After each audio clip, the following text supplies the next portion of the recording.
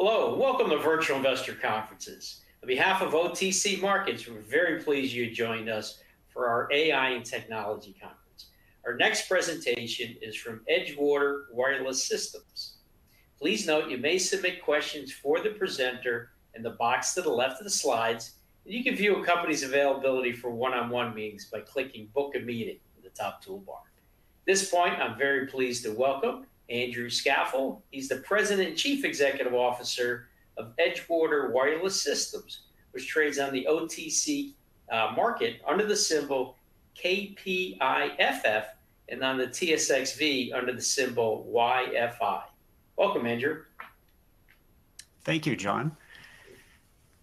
We make Wi-Fi better. We're Edgewater Wireless, and my name is Andrew Scaffell, and I'm the President and CEO of Edgewater Wireless. We're a fabless Wi-Fi semiconductor company dramatically transforming Wi-Fi. We're delivering radically different capabilities to Wi-Fi, which we have backed with over 26 granted patents. We're a fabless semiconductor player. And we've built something dramatically different. It's a proven innovation, 26 patents.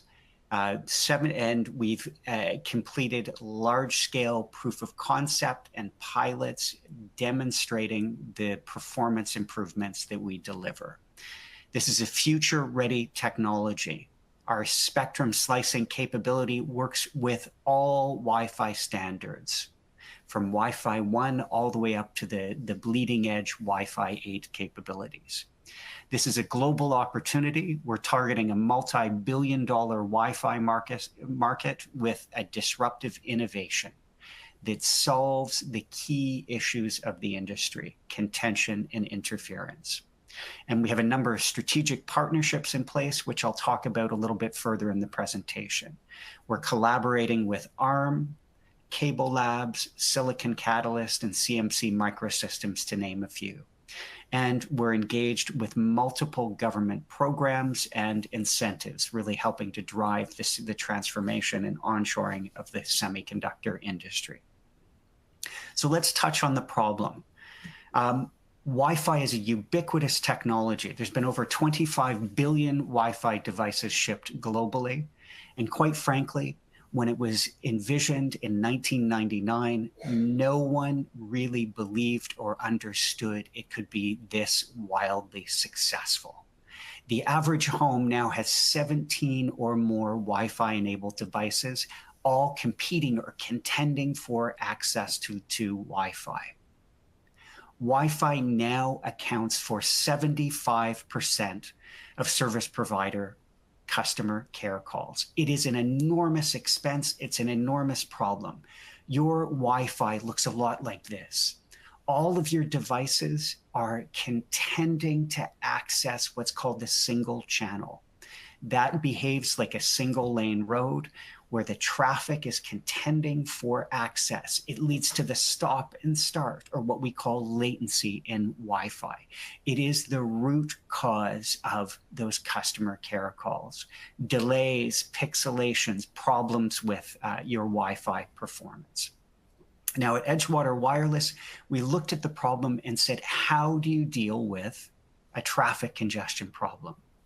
And we built, and most importantly, patented the industry's first multi-lane highway for Wi-Fi. It's something that we call spectrum slicing. We take the available spectrum and we're the first to enable multiple concurrent channels or multiple lanes of transmitting and receiving from a single Wi-Fi standards compliant radio. We're not breaking the standard, we're innovating on top of the standard.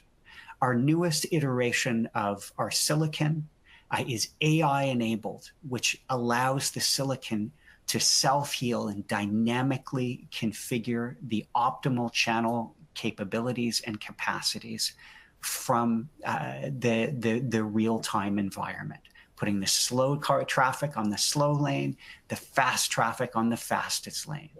We're proven to deliver 10 times or more performance gains over legacy single-channel Wi-Fi. And there's fewer access points required. So there's dramatically lower cost than legacy Wi-Fi solutions. Now, let's talk about it in the real world. We'll touch on a large-scale proof of concept that we completed with Liberty Global, the second largest cable operator in the world.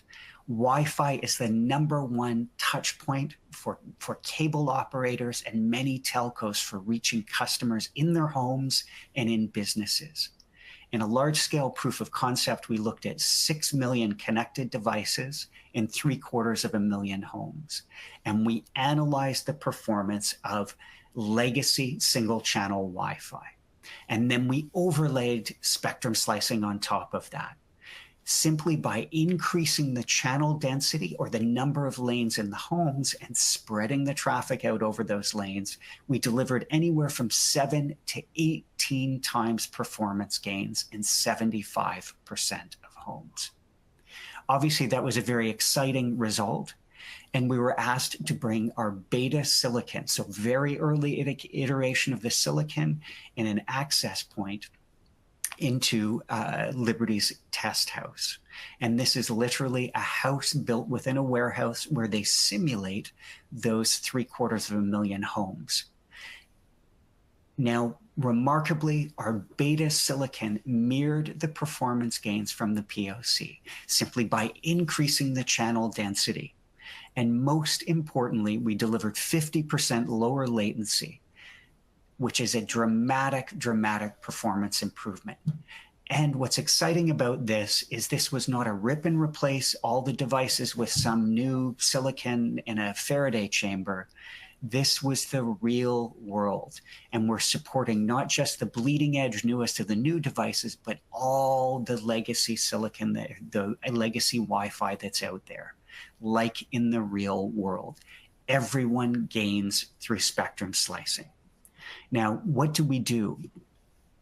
Really two main areas of our business, silicon solutions and reference designs. Our next generation silicon solutions target both residential Wi-Fi applications, enterprise applications, and industrial IoT applications. We're bringing the advanced feature set of Wi-Fi 8 and coupling that with the disruptive benefits of Wi-Fi spectrum slicing. So the highest channel density in the industry, plus those advanced capabilities of Wi-Fi 8.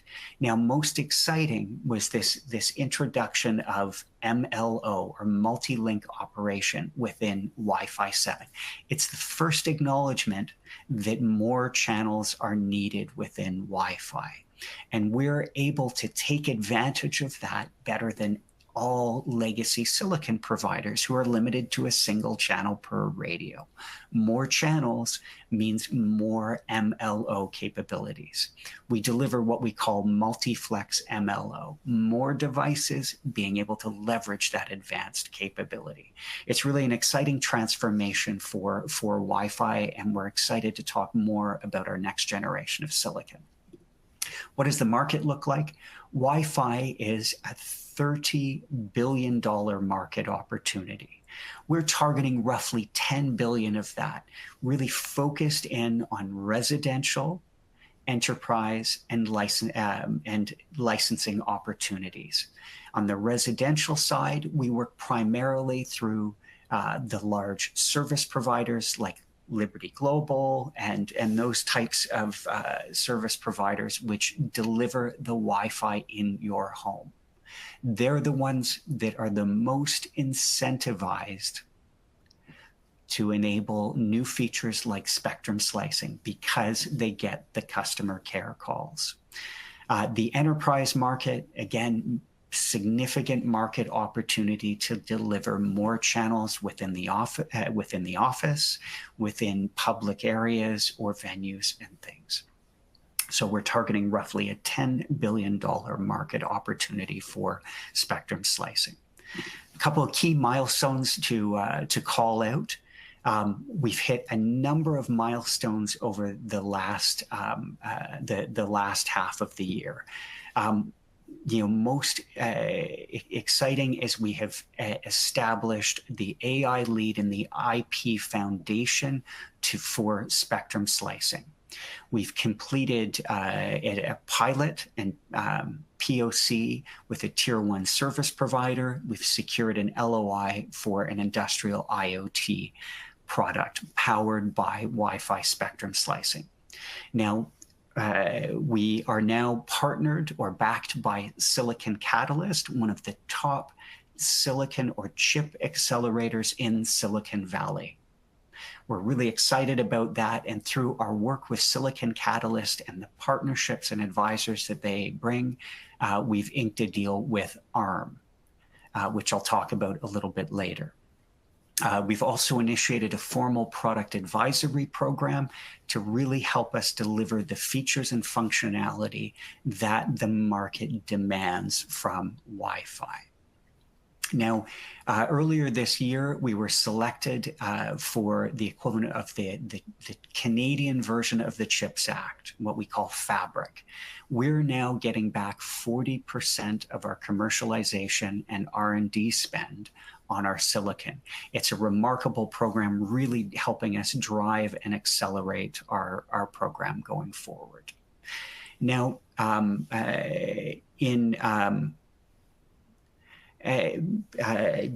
our fabless business model provide a competitive advantage? Sorry, this is a question from the chat. Absolutely.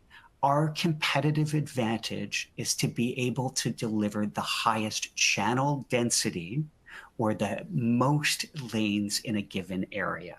That allows you to spread the devices out and lower latency. Our competitive advantage is not only backed in the fabless, backed by a fabless semiconductor implementation, but it's also backed by over 26 patents. And we have a number of AI-related patents in the works. So it is a significant competitive advantage. Now, looking forward in 2026, in the first half of the year, we will be bringing to market the next generation of our Wi-Fi spectrum slicing in a prototype. And that will show the dynamic spectrum slicing capabilities and really give us an opportunity to demonstrate to the market that we've incorporated some of the leading features that service providers and large enterprises are looking for. Now, talking a little bit further ahead in terms of strategic partnerships and government programs. We are, thanks to our work with Silicon Catalyst, we are now part of ARM's AFA program, which allows us to access the ARM processor cores, leading edge processor cores. And what's really exciting about that is we can not only leverage the leading edge ARM processor cores, but we can add in the inherent and validated AI bolt-on subsystems. This allows us to run our AI algorithms right in the baseband of the silicon. So right at the bleeding edge of the network to really deliver the high performance that service providers and large scale deployments are looking for. Now we've touched on Silicon Catalyst. C2MI, again, it's an advanced manufacturing hub which could offer packaging, testing, and assist with commercialization. Our strategy has been to focus on onshore and nearshore production of our silicon and our products. I've talked earlier about the Fabric initiative, which is that program which enables us or gives us granted back 40% on our R&D and commercialization spend. We have over 26 granted patents at the core of what we do. That gives us a defendable competitive advantage over legacy silicon providers, which are just now really coming to terms with the density and the latency challenges associated with a single lane road. Be happy to talk about these more at a later date. Now, as I've said earlier, we've really embraced the onshore, nearshore supply line. We designed the silicon in Ottawa, Canada, and really focus in on the fabless innovation. We manufacture through a large-scale fab. We've actually selected global foundries in the U.S. And packaging, we're looking at nearshore or onshore options for doing that. That allows us to really take advantage of the current geopolitics and leverage this nearshore capabilities. It's the one thing that folks are really looking for from the customer side is, what does your supply line look like? We've assembled an extraordinary and world-class team, seasoned in executing bringing new silicon to market. I'd like to call out, on our board of directors, we have Brian Imrie, a retired investment banker, as our chair. We've got Jim Skippen, former CEO of YLAN, one of the top patent monetization firms in the world. And we have Ralph Garcia, one of the top tech analysts here in Canada. As a board observer, we've recently added Nick Kepler. He's the COO from Silicon Catalyst and is acting as our guru as we bring the new silicon to market. The snapshot of our cap table, we have 197 million, approximately 197 million shares outstanding, and roughly 5 to 6% ownership through management and our strategic partner, Silicon Catalyst. This is a breakthrough opportunity for Wi-Fi. We've demonstrated real-world results, up to 18 times faster Wi-Fi performance, and most importantly, 50% lower latency. These are not achieved in a lab, in a Faraday chamber. This is achieved in the real world. We've built some strong backing with ARM, Cable Labs, and Silicon Catalyst. We've got a proven leadership team with a strong execution track record. Our technology has been validated at scale. Those from the POC, those not only represent Liberty's homes, but that represents pretty much every home that you can imagine. And this is an investment-ready opportunity. This is the biggest Wi-Fi innovation that simply can't be ignored. The time to invest is now. Thank you. My name is Andrew Scaffel, and I will open the floor to questions if you give me a moment.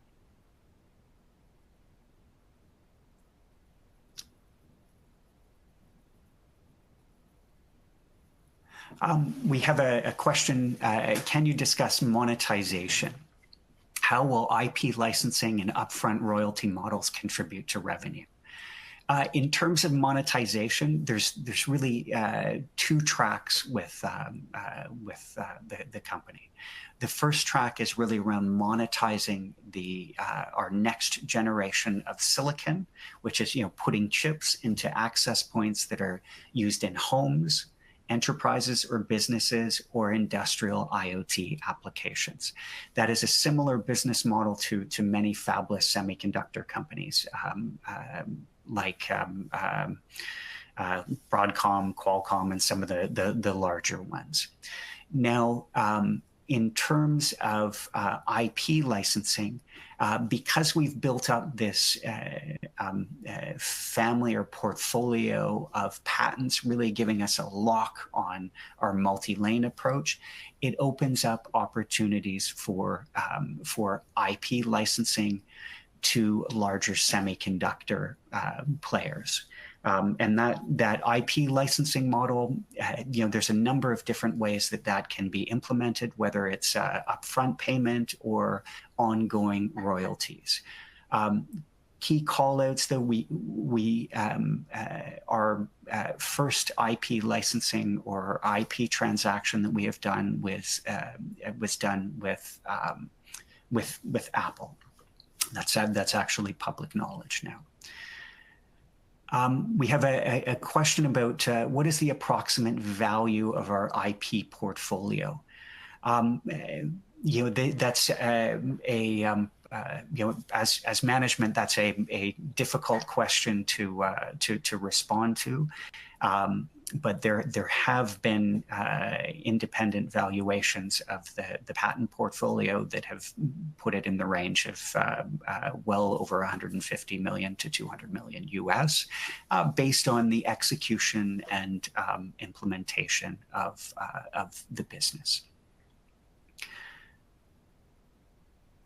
Another question, please provide more color on your ARM relationship and what you see as the deliverables in the next 6 to 12 months. We're thrilled to be working with ARM, and for those of you who don't know, ARM provides the processor core IP that goes into chips, and it is used in 98% of mobile devices.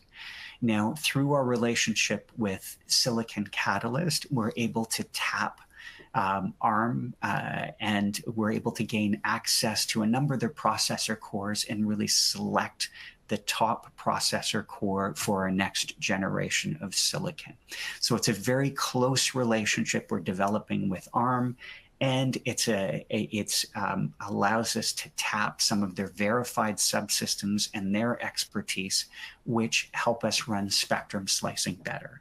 Over the next 6 to 12 months, I think over the next first half of next year, you will see a demonstratable platform where we have implemented that bleeding edge ARM processor core and spectrum slicing. Coming out of the second half of next year, we'll start seeing early production of our next generation silicon and volume in 2027. I think that also covers off our major milestones for the upcoming year. Another question. It seems like a no-brainer move for coffee shops around the world, gaining a partner like Starbucks for a trial or future partnerships. Is this the kind of action you're trying to achieve?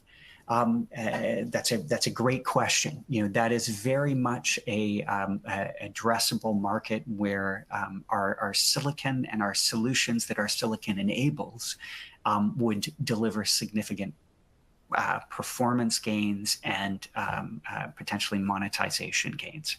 Our path to get to a Starbucks is typically through a large service provider who is often providing the service there, or through vendors, and we are targeting both of those approaches going forward. What are some of the services and / software in kind you receive from the Silicon Catalyst relationship? Oh, that's a very good question. Bringing silicon solutions to market is extraordinarily expensive, and it is a barrier to really bringing innovation forward. Through our relationship with Silicon Catalyst, and for those of you that are not familiar with Silicon Catalyst, they have a roster of in-kind services and partnerships designed to remove those barriers for bringing chips into production. Those partners include companies like ARM, TSMC, Synopsys, etc. So it enables us to leverage those in-kind services, and the amount that, if we had to quantify that, the dollar amount is in excess of $3 million US worth of software and services. So it is a considerable leg up for us, and we're thrilled to have Silicon Catalyst as a partner. That's good. Well, there are a few more questions, but we seem to be brushing up against the end of our allotted time. Please feel free to reach out to me or Bill Matulis. I can be reached at Andrew S. at edgewaterwireless.com, or Bill Matulis can be reached at ir@edgewaterwireless.com. Thank you.